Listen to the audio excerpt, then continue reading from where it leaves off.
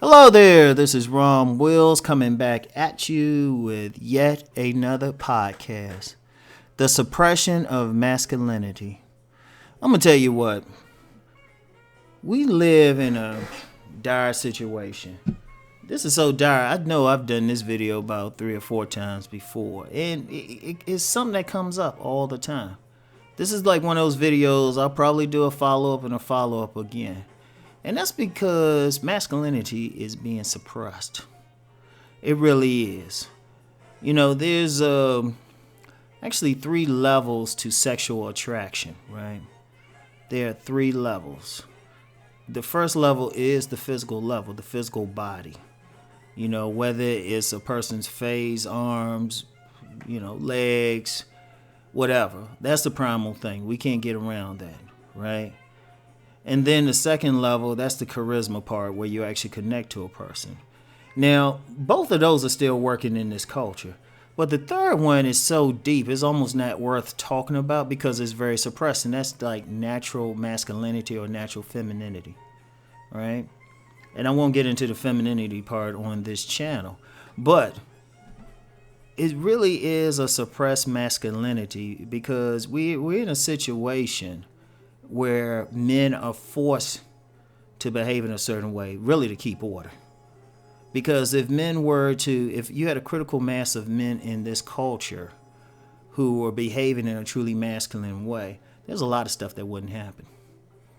There is a lot of stuff that wouldn't happen. Like crime would go down. Crime would go down. Rape would go down. Any violence would go down, actually. Because if you look at what is a man, what is masculinity? Masculine energy is aggressive. It's assertive. It has a desire to protect that which is associated with it. It wants to stay busy, right? It's territorial. It creates boundaries. And that boundary piece is very important. Because if we live in a culture where the family has been just attacked. Whether you want to say that's the government or whether it's feminist or whoever, the family has been attacked.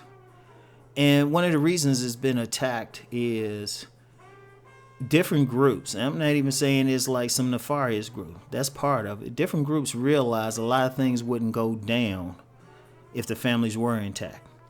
Because if the families were intact, that would mean the man would have a boundary around his family and would protect not only from physical threats, but from mental threats as well. And one of those mental threats is the advertising economic system that says buy, buy, buy. Because also the one thing about a truly masculine man, he was going to stand on his principles. And he's going to call bullshit on a lot of stuff out here. So he can't have that. The corporations can't have that. People, you're not going to have any women to buy this stuff mindlessly. That's my word to trip over today, right? People ain't going to buy stuff. A lot of this advertising is pointed towards children. A whole lot of it is. Like how many toys they got out here? I mean, you got one movie, then you got a bunch of toys out here. Shoot. And, these advertisers know if they can get to the kids, then the kids will be like, hey, I got to have that. And then the parents, they end up spending money. But see, the father, the male, part of the male thing and part of masculine energy is also to think as a warrior. And it was also to think rationally and also to protect. So the father's going to be like, no. So, different groups had to remove that masculine presence. And also, too, if a critical mass of masculine men, a lot of stuff that happens in the society would be over with. It wouldn't happen. It wouldn't happen because a critical mass of masculine men, they will join together, create a great boundary and change things. Right? So on many levels, that masculine man is suppressed. And it's suppressed in so many ways. Like one, a competitive edge has been taken away from many men because you have a generation of kids that grew up with participation trophies. I'm going to tell you what, I've been cut in a sport before. And I'm going to tell you what, it's one of the best things that happened to me. You know? It was one of the best things that happened to me. Because it created in me a character. It created in me a drive to go forward. In fact, a famous person who got cut from his JV, Michael Jordan. What if they had participation trophies and stuff? We might not be speaking his name. Because the only lesson he would have got there was, oh, I can just show up. So you got a lot of men out here. You know, they growing up. They don't know how to compete. They don't know how to fight. Speaking of fight, I'm gonna tell you what. One of the saddest things, and I know this is gonna be controversial, but I gotta say it. When I hear this Pookie and Ray Ray argument, I don't hear about how bad Pookie and Ray Ray is. What I'm hearing is the voices of guys who act like they scared. Yeah, I'm gonna say it. I'm like, why you worried about these guys? You act like you're scared of them. But that's the society we have now. Men scared to fight in the streets anymore. At least, well, some men, a lot of so-called civilized men. I'm gonna tell you what. Some of the things that built my character was fighting with my fist. And that's actually built character in young men growing up. Because they learn how to not only defend themselves, but they also learn how to take an ass whipping and then still stand up afterwards. That's why in the day when, we fight, there's plenty of guys I would fight, stand up to, and then they have my back the next week. So somebody else come against me and say, nah, you can't touch Romeo.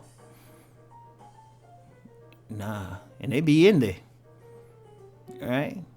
But you learn something. You learn to be tough, right? But now it's like, guys, you got women encouraging guys to be sensitive and everything, and that's the bad part. And women, you got some women scared and they think, oh, that's a good thing. We need them to be sensitive. Or you got some misguided women, they want to feminize the boys as much as possible.